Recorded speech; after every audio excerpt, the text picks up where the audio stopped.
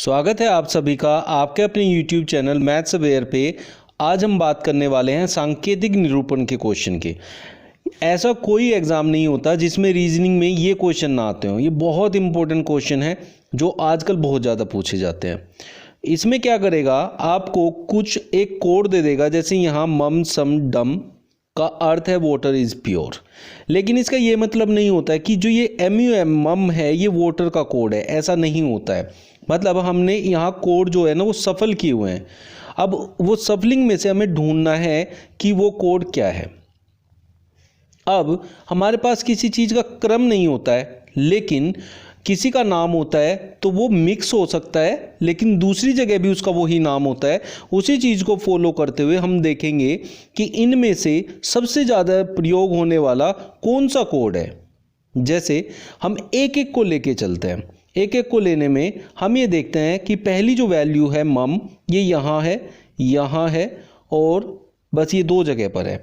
दो जगह पर है तो इन दोनों में जिसमें ये है, इन दोनों में हम ये देखेंगे कॉमन इधर क्या है। इधर हम कॉमन देखेंगे इस वाली साइड में, तो हम पाएंगे कि हमारे पास इधर जो कॉमन वर्ड है वो वोटर है। तो हम देखेंगे कि जो मम का कोड बन जाएगा यहाँ से, वो आपका मम के लिए जो कोड बनेगा वो वोटर बन जाएगा। तो इसको हम ऐसे एरो से शो कर देंगे, यहाँ मम का कोड बन गया वोटर। अब हमारे पास ना तो इज इधर कॉमन है ना प्योर कॉमन है इन दोनों में, तो इसलिए हम डेफिनेटली कह सकते हैं कि मम का जो कोड है वो वोटर है। अब हमसे हैज़ का पूछा है, तो अब हम देख लेते हैं सम के लिए SUM। तो सम इसमें चारों में कहीं भी नहीं है इससे अलग, तो इसलिए इसको नहीं देखेंगे। फिर हम डम की बात करेंगे, तो डम यहाँ पर है और यहाँ पर है, तो इट मीन्स जो पहले वाला है और जो ये तीसरा है, इन दोनों में राइट हैंड साइड में कॉमन ढूंढेंगे तो वो इज़ है। ये इज़ और यहाँ भी इज़, तो इसका मतलब डम का जो कोड हुआ वो आपका इज़ हो गया। अब जो थर्ड वाला बचता है, जैसे यहाँ सम बचा है और यहाँ प्योर बचा है, तो ये सम का कोड हो जाएगा। इस तरीके से मैं आपको सारे कोड एक साथ निकालने सिखा रहा हूँ, तब आपको इसका पता चलेगा कि कैसे आप इनको फाइंड आउट कर सकते हैं। अब हम देखेंगे यहाँ सिन CHIN और यहाँ भी चिन, दोनों में कॉमन है। तो इस वाले वाक्य में और इस वाक्य में हम देखेंगे कि क्या कॉमन है। तो यहाँ से टेस्ट कॉमन है और यहाँ भी टेस्ट है, तो इसका मतलब हुआ कि जो सिन का कोड है वो आपका टेस्ट है। तो अब यहाँ से दो वर्ड निकल गए, एक सिन निकल गया, एक मम निकल गया, दो निकल गए। तो जो ये बचा LAO लाओ और यहाँ हैज़ बचा, ये डेफिनेटली एक दूसरे के आंसर है। तो हैज़ का जो कोड हुआ वो लाओ हुआ, LAO।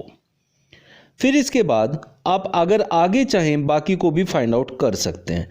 देखिए क्या होता है, अब हमारे पास यहाँ फ्यू और फिन बचा, इधर क्यू और सिंग बचा। इनमें आपस में कुछ भी कॉमन नहीं है, तो फ्यू का कोड या तो ही होगा या ऑनेस्ट होगा, डेफिनेटली हम कुछ नहीं कह सकते हैं।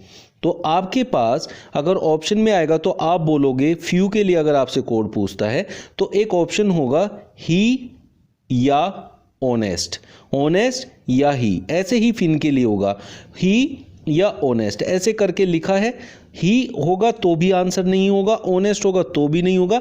अगर लिखा है या तो ये या ये, तब आप उसे कह सकते हैं कि ये इसका आंसर हो सकता है। यही बात हम यहाँ क्यू और सिंग के लिए करेंगे। तो क्यू और सिंग के लिए नेवर और इट हो जाएगा। नेवर और इट में से क्यू का अगर आपसे कोड पूछते तो हम बोलेंगे या तो नेवर या इट। डेफिनेटली हम कुछ भी आंसर नहीं दे पाएंगे। एक और एग्जांपल ले लेते हैं, उससे आपको बहुत अच्छे से क्लियर हो जाएगा।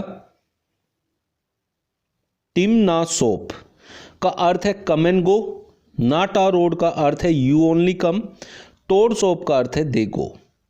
अब हम इसमें देख पाएंगे क्या कॉमन है। अगर हम कॉमन ढूंढेंगे तो यहाँ ना और ना, इन दोनों में सिर्फ एक वर्ड कॉमन है इस साइड, तो उस साइड भी एक ही वर्ड कॉमन होगा और वो है कम।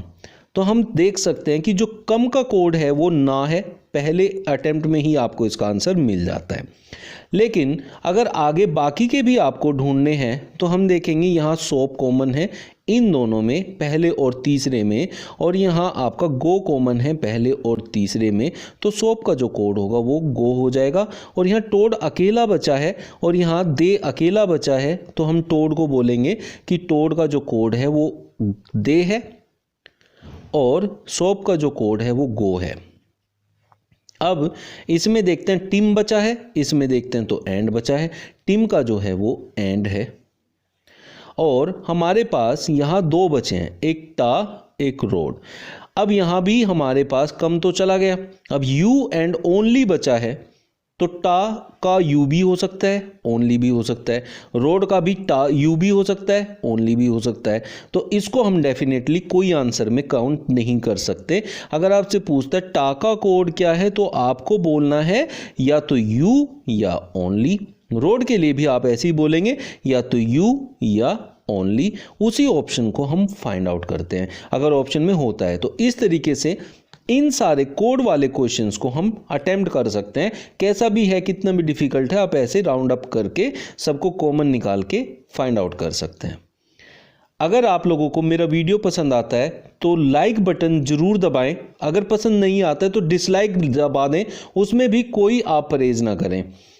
अगर आप लोगों को वीडियो अच्छा लगता है तो मुझे कमेंट बॉक्स में लिखें किस टॉपिक पे आप चाहते हैं नेक्स्ट वीडियो, तो मैं उस टॉपिक पे नेक्स्ट वीडियो बनाने की कोशिश करूंगा। चलिए मिलते हैं नेक्स्ट वीडियो में न्यू ट्रिक्स और क्वेश्चंस के साथ। Thank you. Subscribe now and press the bell icon. Never miss an update.